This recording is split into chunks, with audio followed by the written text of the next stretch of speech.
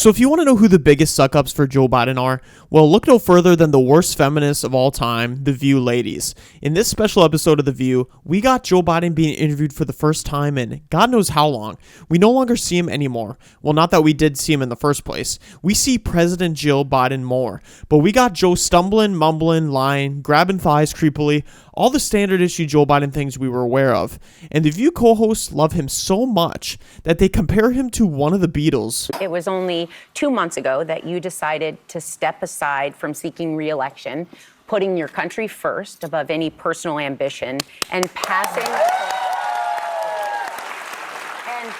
the torch to the vice. It's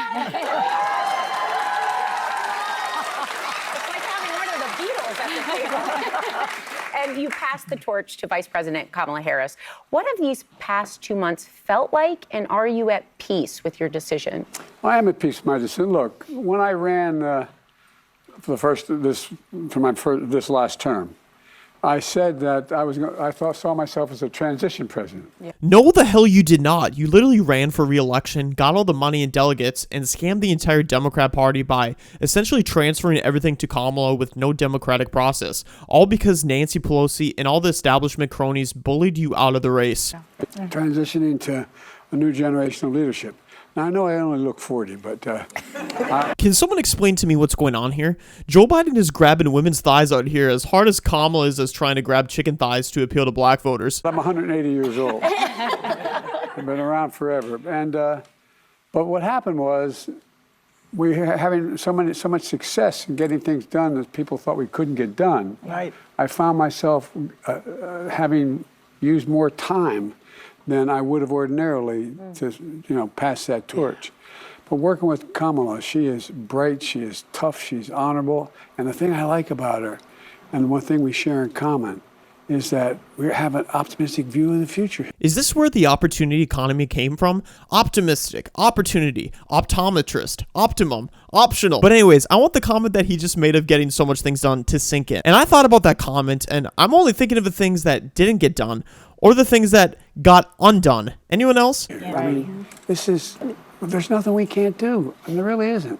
Anyway, but that's what happened. And so finally, I decided that it was better. And I said I meant what I said. I think he meant his staff meant what he didn't say, because whatever crappy memo he released saying he's not going to not run again was like some ChatGPT BS that seemed like someone other than the Biden family gave the A-OK to release without their permission, and then forced him to resign that way. It didn't even mention a Kamala endorsement at the time. It was really embarrassing. But now we transition to Whoopi Goldberg being unprofessional, as she always is, comparing Trump to a bug. Then he just wouldn't go. He was like a bug. He just kept being there. He was like a bug right there. So you felt... Yeah, good one, Biden. He can't be the one to talk about bugs because he created a whole swarm of bugs. 88,000 new IRS agents that will be bugging people's businesses up. But the worst moment of the interview, and the most damaging for Kamala's campaign, is that Biden just admitted he delegated Kamala to handle the foreign and domestic policy of the United States. You know, the policy that created all these wars and left a border wide open.